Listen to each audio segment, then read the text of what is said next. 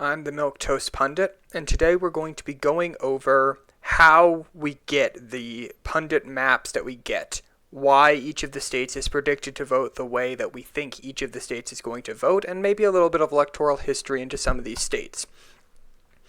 So we're here on 270twin.com, which is a nice little interactive electric map site, and there is on this site a wide variety of electoral maps that come with different names from different experts and what they actually mean.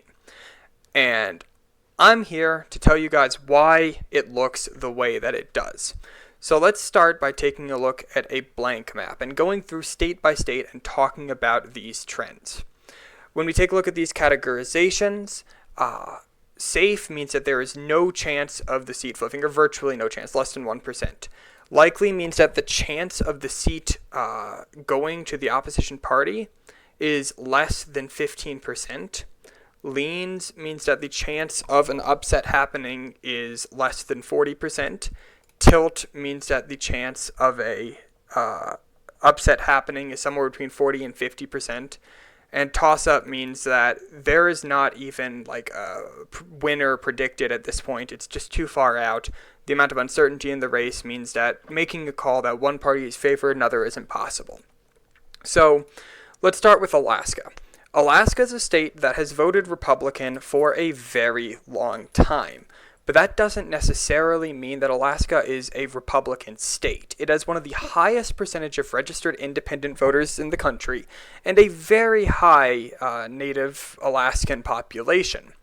What this means is that you have a state that is conservative largely because of oil money and because of anti-government libertarian sentiment, and not because of traditional conservatism. This has the interesting impact of meaning that Alaska often elects independents to political office, far more so than other states. Lisa Murkowski famously won a write-in campaign, but they have had, I believe, 2 independent governors in this decade alone. And it's really interesting because, at least on a Senate level, there is an independent running for office in Alaska who might have some chance against a Republican. That being said, despite the fact that there are some large urban centers in places like Anchorage, at least compared to the state's population, Alaska is going very likely to vote for Donald Trump in the presidential race. Moving south down the Pacific coast, let's take a look at the Pacific seaboard. So these 3 states share a lot in common. Their Pacific coasts are dominated by massive urban centers like Seattle, Portland, San Francisco, Los Angeles, San Diego. These cities are very, very liberal. Across the country, urban areas are, and one of the best way to check how the Democratic vote share in a state is to take a look at what percentage of the population lives in a metropolitan statistical area versus what percentage doesn't. In particular, this trend has increased as over the last few years, since the rise of Trump, we see that suburbanites are getting increasingly liberal. Suburban areas used to be incredibly conservative, but in the last 2 elections, in 2016 and especially in 2018, we see that suburban areas are abandoning Trump because suburban areas are generally pretty well off, and populism is something that doesn't appeal to those who have, the ability to withstand it. Oregon I rate as likely and not safe. Not because I think that Oregon is particularly, likely to flip, but because Oregon is closer than Washington and California by a large margin. Because the other part of the electoral geography of the Pacific seaboard is that their eastern sides, those that are in the mountains, those that are a lot more rural, have a fierce streak of conservative libertarianism. And as a result, especially in Oregon, the urban centers are counterbalanced at least a little bit by these incredibly conservative interiors. This is maybe somewhat surprising, but Oregon almost voted for Bush in 2004. It was only like 3 points or something that, Kerry won it by. And as a result, with a large enough electoral blowout, maybe these allegations against Biden go horribly wrong for him. It blows up in his face. and the Democrats need to choose a new candidate immediately. Oregon is technically flippable, although probably not. Now, moving into these group of 5 states with combined 5 people living in them. 4 of them I rate as safe Republican. I'll go through why for each of them. Idaho. Idaho is fiercely conservative libertarian, has very few urban centers, is not a highly educated state, and has a lot of Mormons, Mormons being one of the more conservative groups in the country. This all combines to make Idaho one of the least competitive states on a national level. Now, Wyoming, South Dakota, and North Dakota all share a few things. No people and lots of energy money.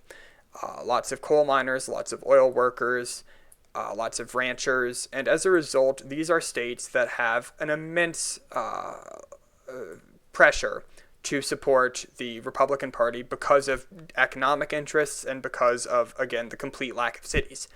I would look out for Wyoming maybe becoming more liberal over time, as I believe that Wyoming is going to get an influx of immigrants from California, from the Pacific Seaboard, and from the South, places like Texas, as global warming continues and as urban expansion in Colorado and Arizona becomes capped out.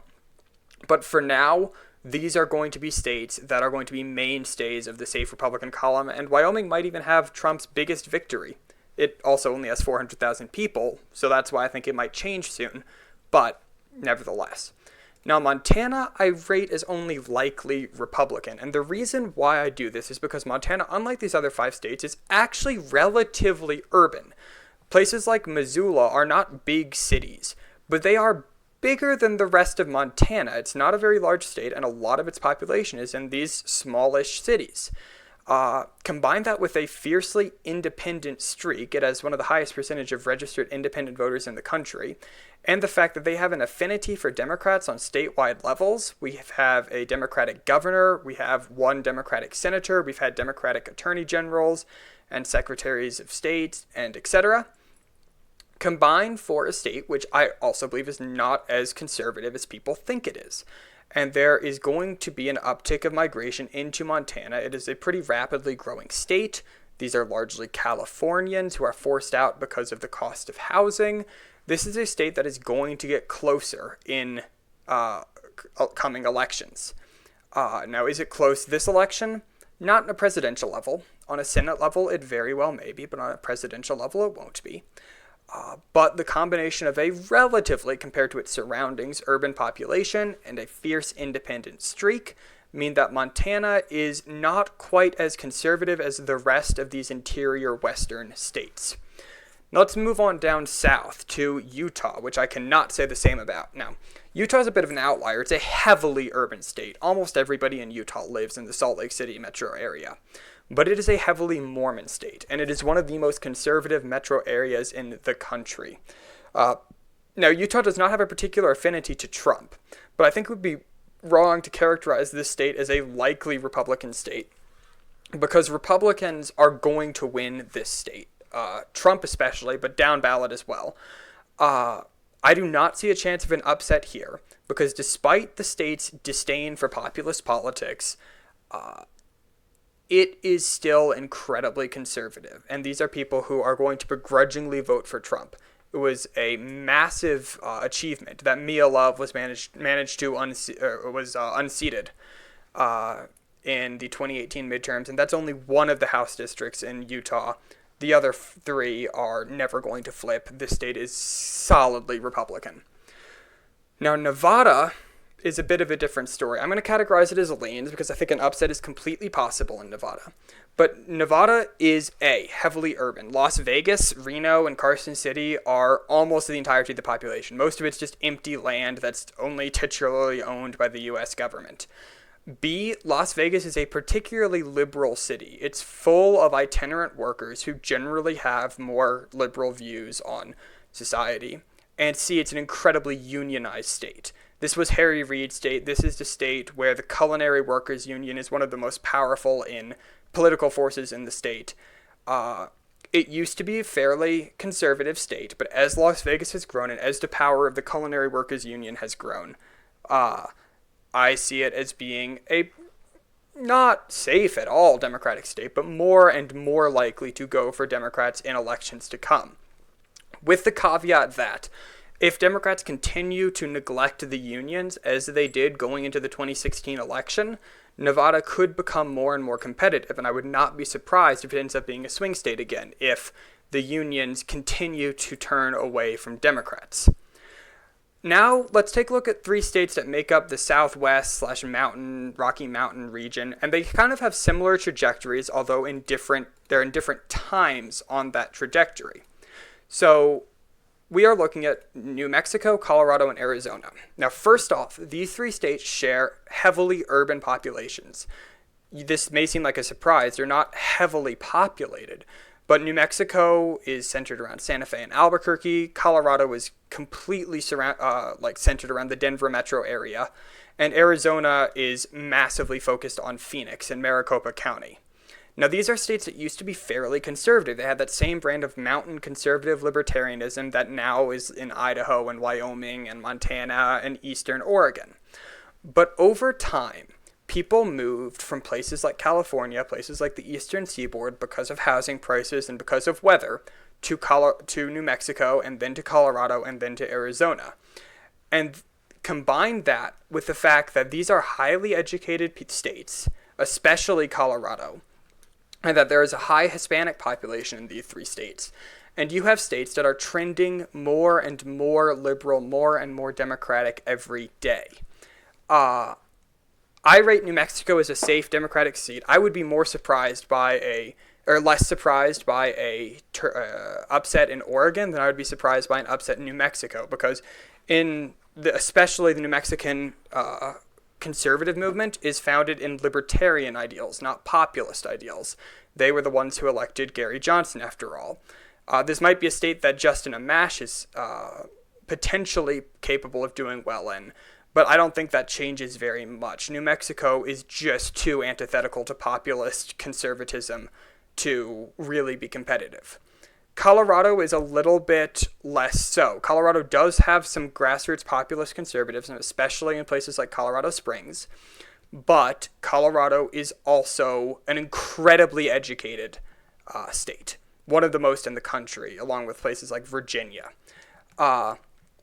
It is relatively wealthy, and it has a high Hispanic population. These 3 factors make it also very antithetical to populist conservatism. And Arizona is a newcomer. Oh, also, Colorado is incredibly urban. It's, again, centered around the Denver metro. And then there's Arizona. Now, Arizona used to be very, very reliably Republican, as all these 3 states used to be. But this was largely because of the snowbird effect. You had a lot of old people who moved from the north into Arizona. Old people more likely to be more conservative. There was a long time where Maricopa County was the only one of America's 10 largest counties in terms of population that Republicans could win. But times have changed. More and more California exiles are coming to Arizona, and they bring with them their liberal politics. And suburban educated populations, as Arizona has a lot of, are less and less favorable of the Republican Party, and there's a high Hispanic population in the state. Combining all those factors makes it a state that is getting more and more and more liberal as time goes on. The same cannot be said for Nebraska. Now, Nebraska is one of 2 states that allocates its electoral votes by congressional district instead of winner-take-all. And of Nebraska's electoral votes, only one of them, the second, is anywhere close to being close.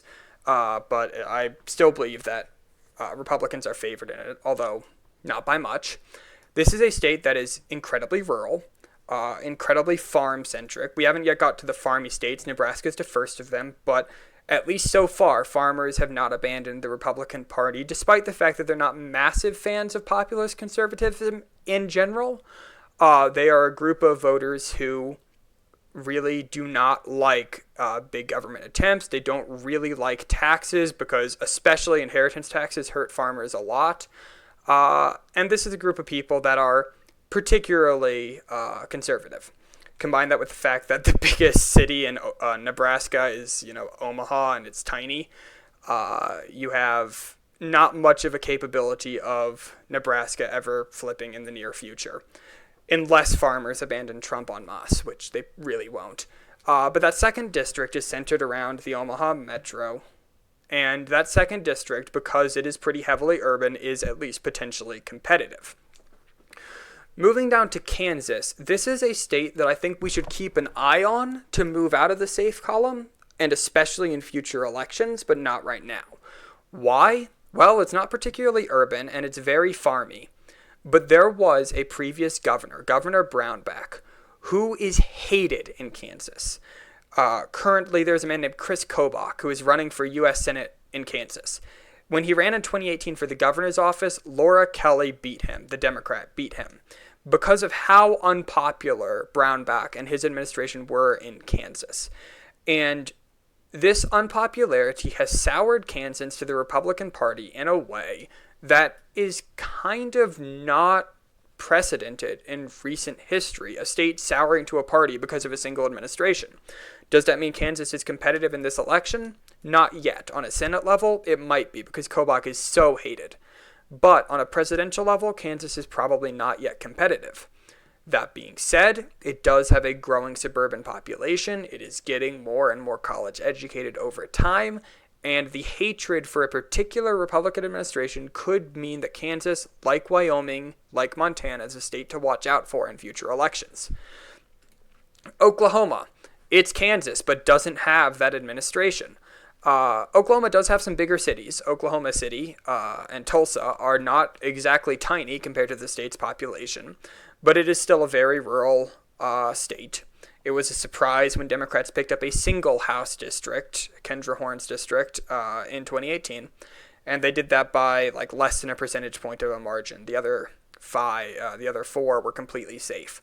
Oklahoma is a farmy state, it is a relatively religious state, and it is a state that is pretty well suited to Trump's brand of populist conservatism. It is not likely to flip in the near future. Now, Texas, that's a different story. People may not know this, but Texas is one of the most urban states in the country. It is anchored by massive cities like Houston and Dallas, San Antonio, Austin, El Paso. It also has a huge Hispanic population. Now, the reason why Republicans are still favored in Texas as of today is because it has a huge rural population, as huge as its urban population is, and it has a relatively conservative suburban base compared to the way that the rest of the suburbs in America have trended. Will this always be the case? Probably not. And Texas will become competitive, and if trends continue, it will probably become a more and more Democratic state as time goes on. But the perpetual question for Democrats is when. Because Texas has looked like it was just on the verge of being competitive many times, most recently with Beto O'Rourke. But even before that, you had Hillary Clinton investing massive amounts of resources in Texas to lose it by like 8 points. You had Obama even investing in Texas to lose it by 13 points. So Texas is a state that is going to eventually be competitive as the suburbs continue to abandon the Republican Party and as it continues to urbanize, as you get more California exiles.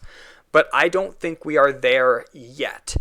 Current polling suggests that Texas in this presidential election is going to be around 4 points in favor of Trump.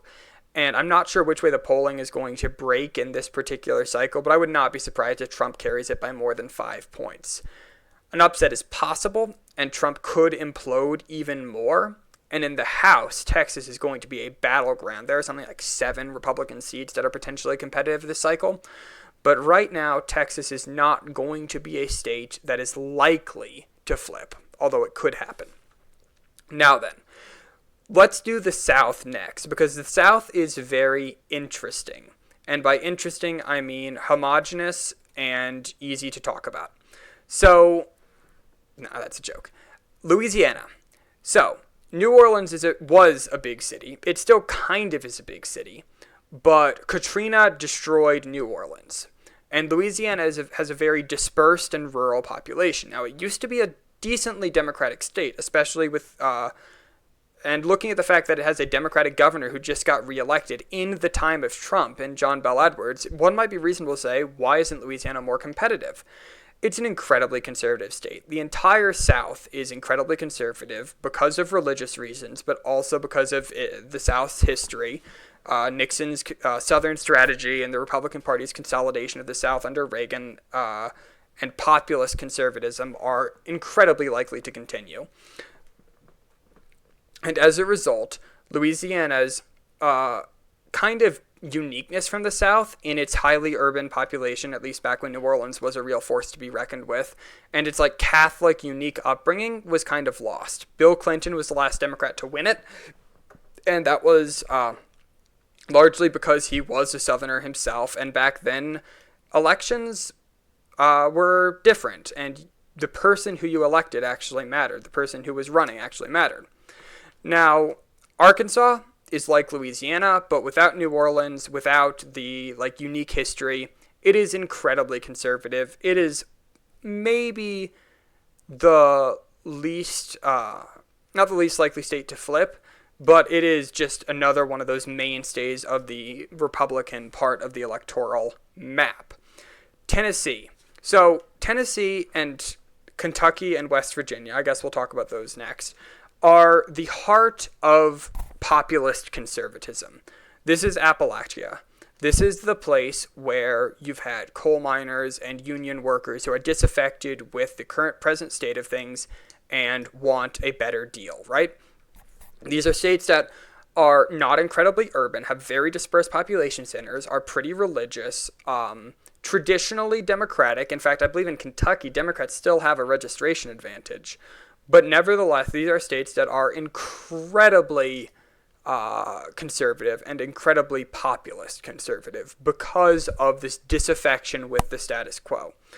Combine that with the lack of suburbs and the relative lack of education that the entire South has, going up to Appalachia, going down to northern Florida, and you have a storm that leads to incredibly safe seats for Trump. Now, Mississippi and Alabama are a little bit different. These are states with massive black populations, especially in Mississippi. That is counteracted by a white population that is almost homogeneously Republican.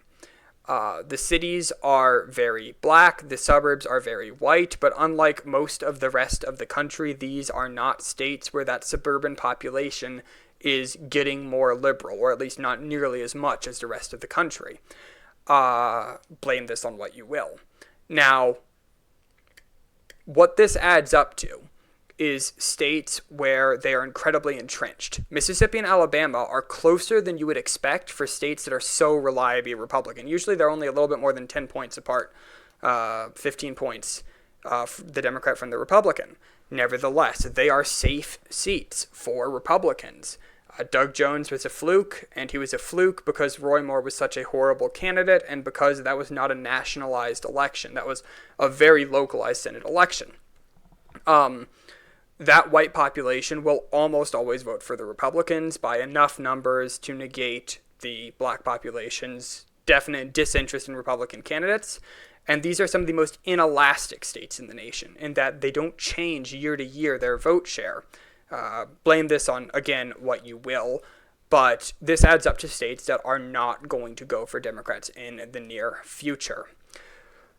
We're going to skip Georgia, North Carolina, and Florida now because there are some similar trends going on in them that make them more competitive than their neighbors, and we're going to go north to the Midwest, starting with Missouri. Now, Missouri is a state that used to be fairly competitive. It's a fairly urban state compared to especially its neighbors, except for Illinois, centered around St. Louis, which is a large city and suburban area. But Missouri has this brand of cultural conservatism, religious conservatism, and those farmers, which more than counteract those cities. It is not a particularly educated state, and the differences between the urban core of the state and the rural rest of the state are very, very stark.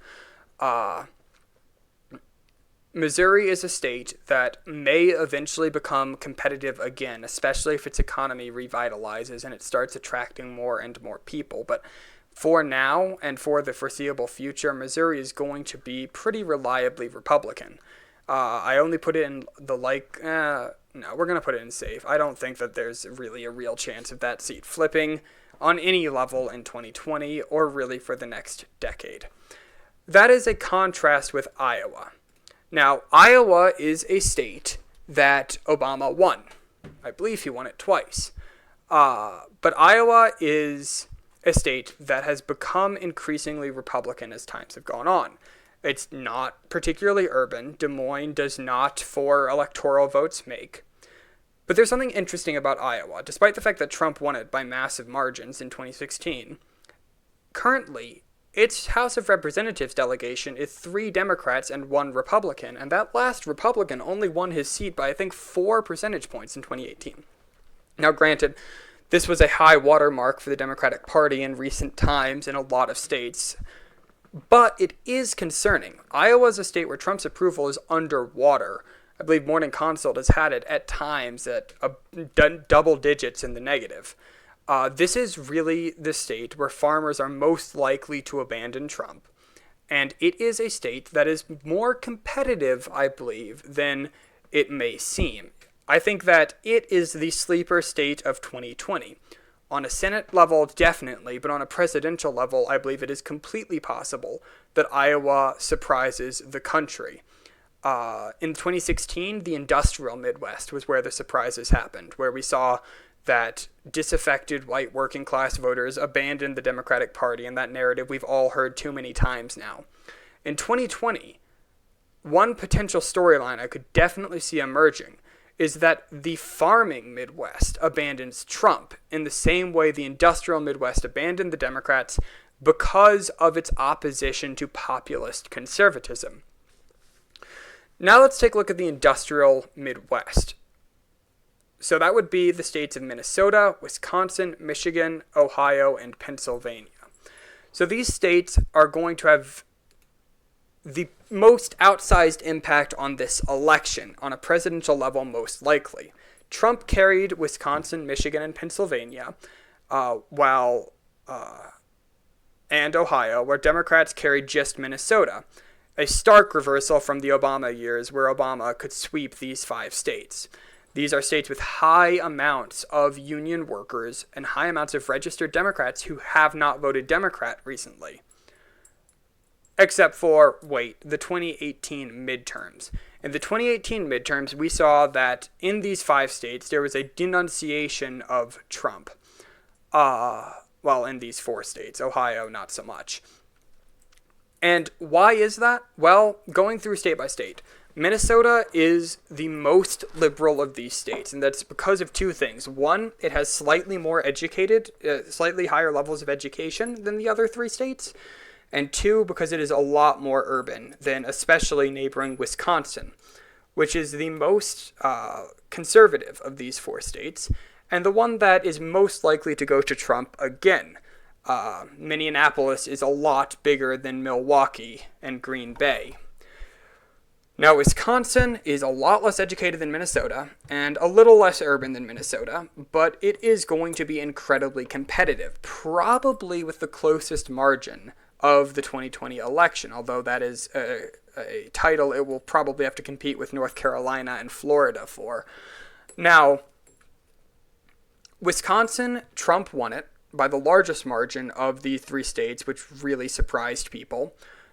But I don't know if Trump is favored in this election. Polling looks bad for him, and the 2018 midterms and this recent Supreme Court seat look really bad for him, where in a statewide race, Democrats won by something like 13%. It was not even close. I would want to rate it as a true toss-up, but I would like to leave this map with no true toss-ups. For now, I have it at tilt Democrat, but if the Tara Reade allegations continue to snowball for Biden, or if Trump can really get a handle on his approval ratings or the economy, then this is a state that can quickly go to tilt Republican, maybe even leans Republican. Michigan is in a similar boat, with the added caveat that it has a much larger black population than Wisconsin does. It is also more urban than Wisconsin, although it has around the same levels of education. Michigan is a state that I think Democrats will be doing better in 2020 than in 2016. And it would be, I think, a short sight of Democrats if they manage to lose with Michigan. I see it as Democrats to lose in this election, not Trump's to win. Because the demographics of Michigan are far more supportive to Democrats than especially Wisconsin. That being said, there is a very strong Republican, Libertarian, Independent, rural presence in Michigan. And, for example, you have a lot of Tea Party members in the House hailing from Michigan. So I think it would be remiss to put this one in the bag. But as of today, which is May 4th, Star Wars Day, Michigan is looking like it's increasingly likely to vote for the Democrat, likely Joe Biden, in the 2020 presidential election. Pennsylvania and Ohio. Ohio has been trending to the right more and more and more. And at face value, it looks like it was predicting the rest of the industrial Midwest flip.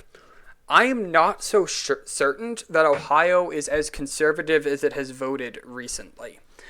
First of all, oh boy, I don't know his name. They still have a Democratic senator in Ohio, and the state is not as populist as it seems. Trump's approval ratings are underwater, and Biden is beating him by a large margin in current polling. Now, polling is inaccurate, and it is a snapshot in time, not a predictor of how the election that is still months away is going to go. However, these are not bullish signs for the Trump campaign. The demographics of Ohio are that it is around the same education level as Wisconsin, and it's actually more urban. The reason it's more conservative is because its population is more evangelical, and it is a lot whiter than especially Michigan and Pennsylvania, and it is very suburban. Now, what do we know about suburbs around this country? They are trending away from the Republican Party. The extent to which this will be true in 2020 is as of yet unknown, but as of right now, I would classify this as a tilt to leans Republican state. Unlike its neighbor, Indiana. Indiana is incredibly culturally conservative. I think there's something interesting about Indiana, which is that in terms of Confederate flags per capita, Indiana is actually the highest in the country in terms of Confederate flags bought per capita. If you want to use that as a stand-in for populist conservatism, as I quite like to do. Indiana's Trump country. Mike Pence is from Indiana. Indiana swung something like 18 points further to the right under Trump than in 2012. And I don't believe Obama won Indiana in 2012, something he lost from 2008. This is a state that was potentially competitive with maybe the best campaigner in a generation in Obama for the Democrats, but it is trending to the right. Its suburban population is relatively small, and it is just very conservative. Now, with neighboring Illinois, it is the opposite of Indiana. Once a long time ago, this state was competitive or even slightly Republican-leaning, but the city of Chicago is so big and the state is so relatively small compared to Chicago that the state will be a consistent Democratic vote from here for a very, very long time. The rest of the state isn't even that conservative. Like, the House districts outside of Chicago are fairly evenly split, but with Chicago, this is a state that will be voting like by a 20-plus point margin for the Democrat, probably Joe Biden.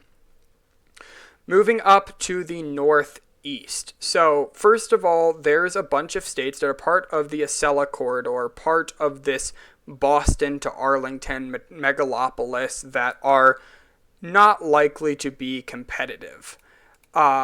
These states have some unique charms, but they all share the fact that they are anchored in the eastern seaboard megalopolis that is incredibly densely packed and incredibly liberal.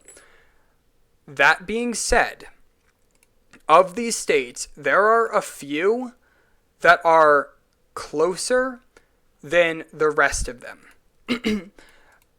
Of states in 2016, Rhode Island had one of the largest shifts in favor of the Republican Party. Now, granted, they were voting for Obama by something like 27 points, and it shifted to only 13 or 14 points for Clinton, and Clinton was a uniquely flawed candidate.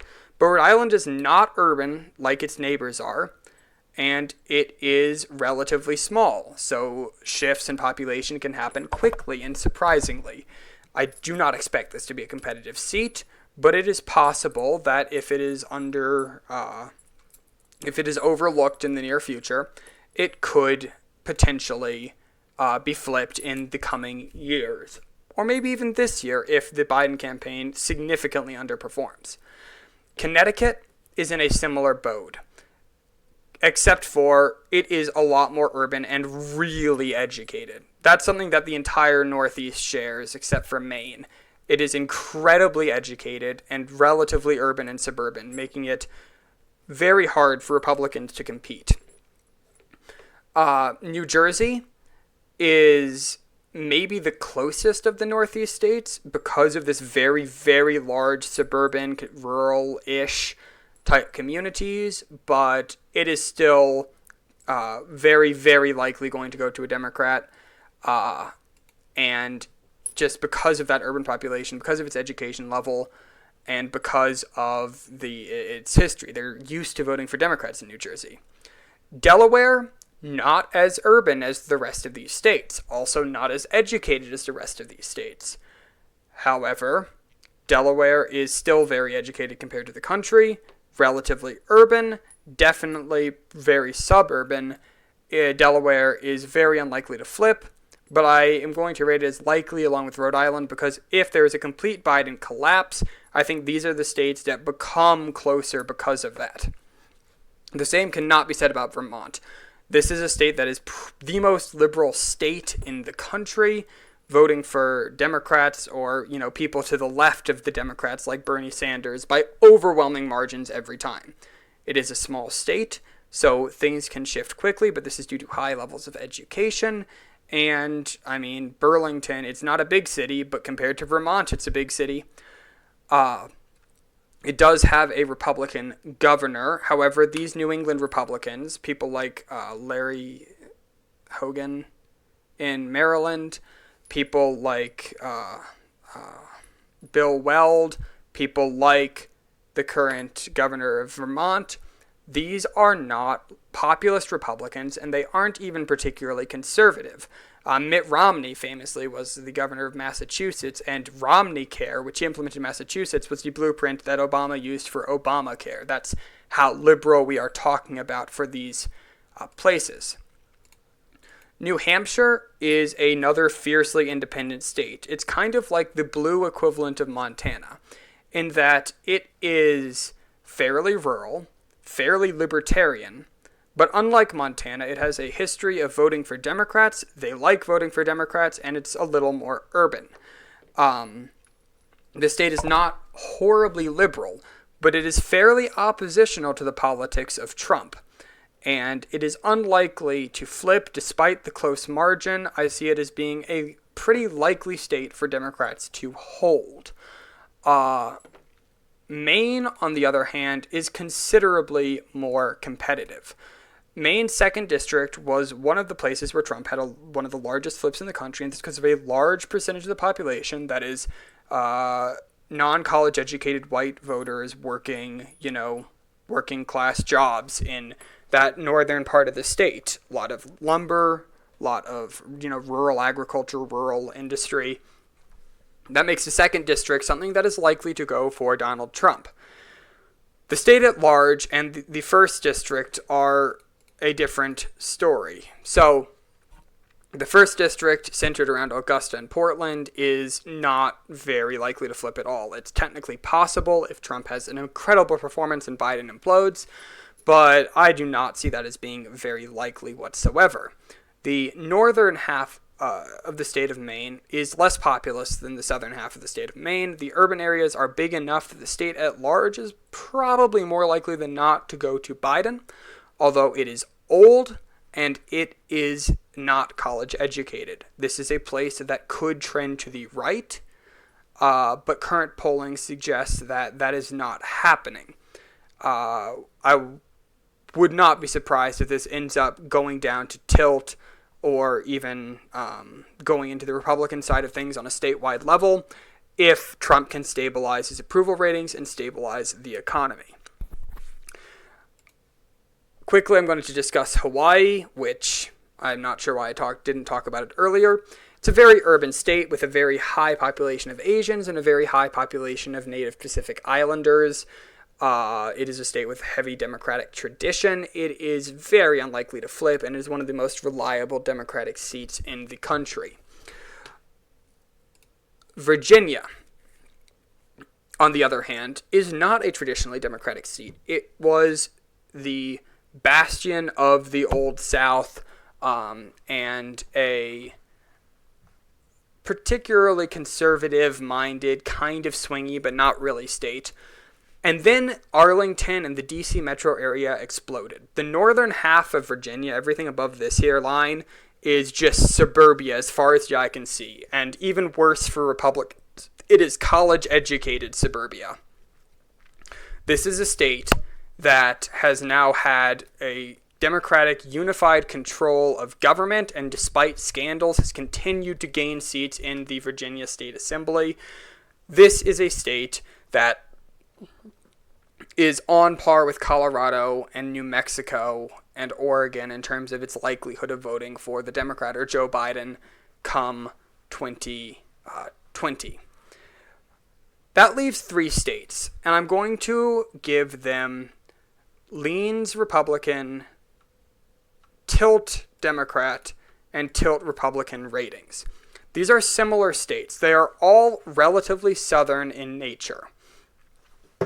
Now, North Carolina is a state that is very Republican historically, but in recent elections it has gotten closer and closer and closer as suburbia has expanded. There are liberal bastions in North Carolina like Wilmington and Asheville, Charlotte, Raleigh, that have large suburban areas with increasing amounts of college-educated voters. It has a relatively high black population that makes North Carolina uniquely competitive among the remaining solid South states.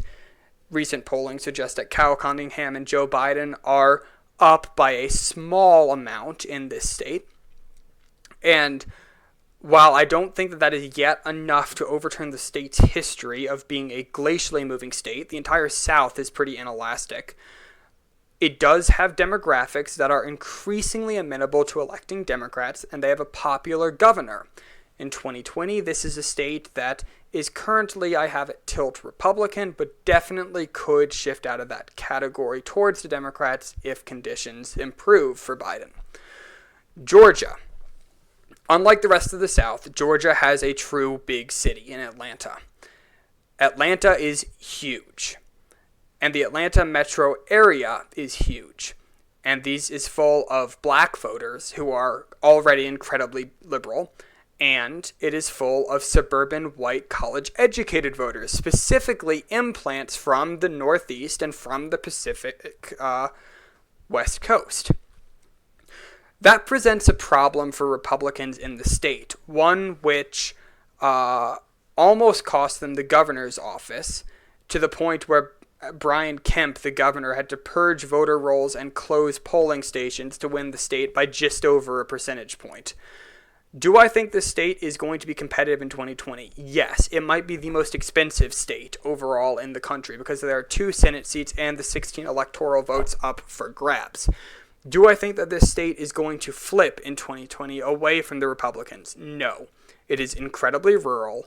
The white voters in the state and the black voters in the state are inelastic in who they are voting for, so it is relying almost entirely on people who are not from Georgia, not raised in Georgia, to flip the state. And I just don't think that the number of people who have moved to Georgia in the last 2 years, the last 4 years, are enough to flip it yet. That being said, it is going to be close. It is probably going to be decided by less than 5 percentage points. And if we see a full Trump implosion, which is completely possible at this point, Georgia is a state which is definitely up for grabs. Now, Florida is a perpetual disappointment to Democrats.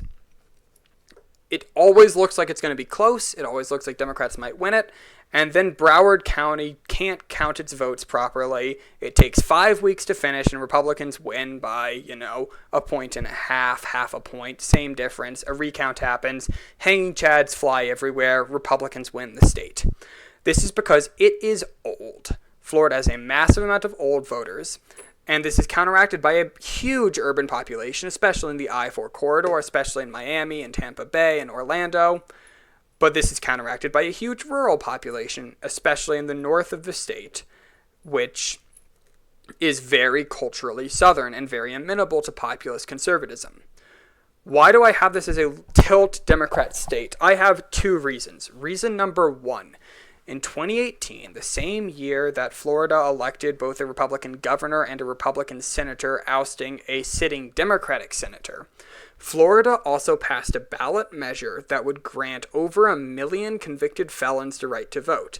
And in Florida, something like 2/3 of those who have had their voting rights restored are black voters. The state generally is closer than 100,000 votes in terms of who wins the state, especially in presidential elections. If you take a look at the numbers of voters who have had their rights restored, it would be far and away enough to compensate for the state's general electoral history, especially considering that it was probably going to be close anyways, because of how older voters have seen their support of Trump erode considerably because of his handling of the coronavirus. Telling people to inject bleach has not helped Trump endear himself to conservative voters. Neither has let Grammy die to older voters. Neither has let Grammy die to save the economy. Combine these two things, and I think that combine that with polling data, which shows Biden consistently up by exactly 3 points. It's eerie how that polling works. Makes me think that Florida is going to start with a baseline Democratic advantage. It's a state where, unlike the rest of these, I'm not looking so much at education level and urbanization, because Florida is a pretty diverse state in those regards. You really have to break it up more carefully than that. I'm looking at electoral history and recent events to decide that I think Florida is a tilt Democratic state. And that leaves the District of Columbia. That's going to vote like 90% Democratic, and I'm not sure if Justin Amash won't get more votes than Donald Trump does in the District of Columbia. It is completely comprised of either minority voters or college-educated, rich government workers who, as you might expect, kind of like big government.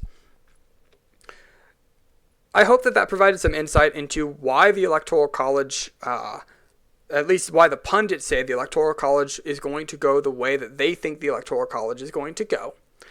And I'm going to say that this map is, in large part, my own opinion on races. Right now, I would far rather be Joe Biden than Donald Trump. And I think there's a convincing argument that Biden is favored in most of these states that are going to be crucial to deciding the election. Arizona, Michigan, Pennsylvania especially are ones that I think that despite Trump winning them in 2016, Biden or the Democrat, if they end up ditching Biden because of Tara Reade, holds a strong baseline advantage. In Wisconsin is probably the call I am least sure about, followed by Florida, because Wisconsin is a pretty populist conservative state. The conservatives are populist, the Democrats are milquetoast, and it is quite likely that Trump can hold on to it. But the polling data right now suggests that Biden has an advantage. And in Florida, I'm putting a lot of weight into these recent trends that I don't see discussed recently. Either way, I'm the Milquetoast Pundit. Thank you so much for watching. If you have any disagreements with me, feel free to make a comment explaining exactly how I'm incredibly wrong. Thank you very much.